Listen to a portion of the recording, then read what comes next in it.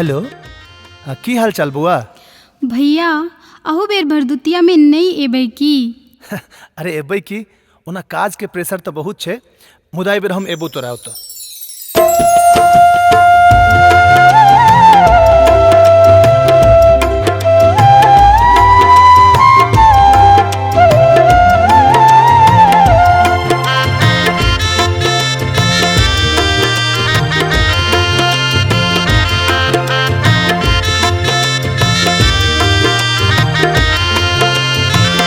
किछुओ ने चाहे आहाँ लेबियो,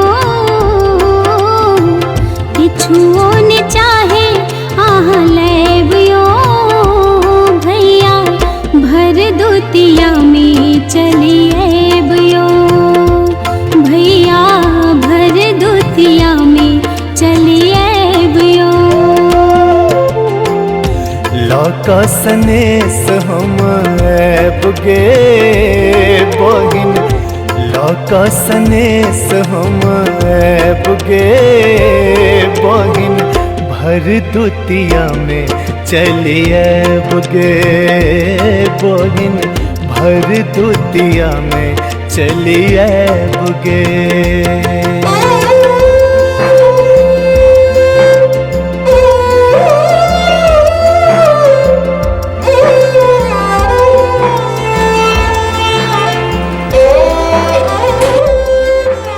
मॉर्निंग सर। गुड मॉर्निंग विकास। सर वो भैया दूज आने वाला है और पिछले 4 साल से मैं अपनी बहन से नहीं मिला हूँ, तो सर प्लीज छुट्टी चाहिए। यार आपको मालूम है विकास, कंपनी में ऑलरेडी इतना काम है, हम लोगों पे इतना सारा प्रेशर है, यार आपको छुट्टी चाहिए। क्या है आप मिथिलांचलियों का, हर त्योहार में आपको छुट्टी जाना होता है। प्लीज देख लीजिए सर। नहीं, छुट्टी नहीं मिल सकती, सॉरी विकास। ठीक है।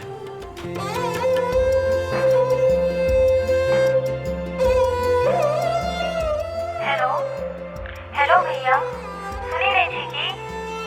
हेलो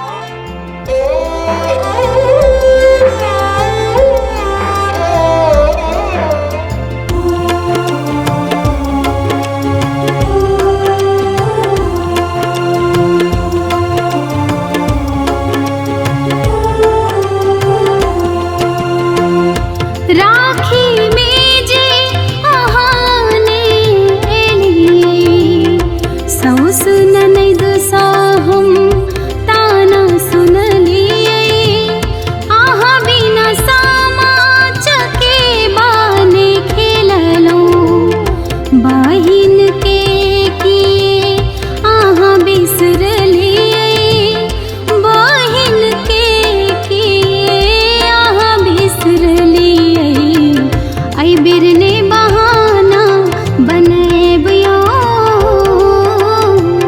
आई बिरने बहाना बनेबियो, भरदुतिया में चली एबियो, भैया भरदुतिया में चली एबियो।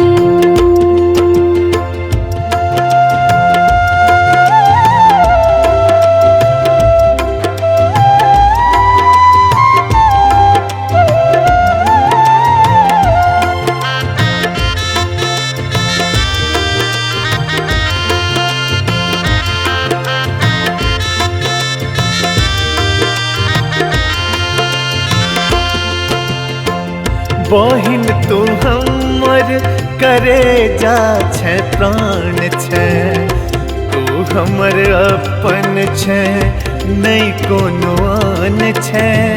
काम छोड़ हम जे शहर में बसलिए, सब संबंध सँ दूर भ गेलिए, सब संबंध सँ दूर भ गेलिए, तोरा हम कोना बिसरैब गे, तोरा हम कोना बिसरैब गे बहिन, भरदुतिया में चली ऐब गे बहिन, भरदुतिया में चली ऐब गे। किछुओ ने चाहे आहाँ लेबियो, किछुओ ने चाहे आहाँ लेबियो, भैया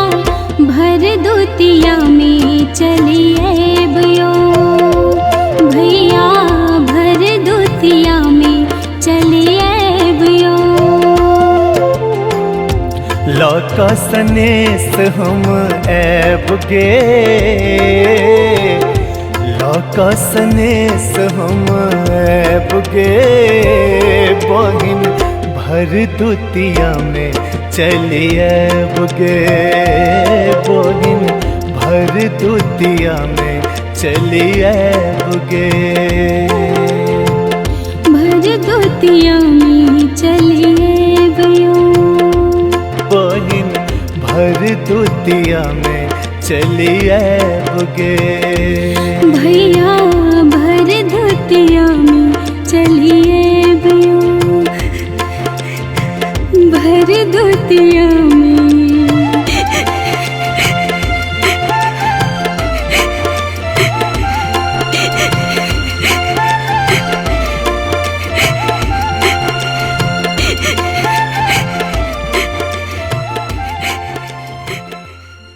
नमस्कार, हम छी विकास झा।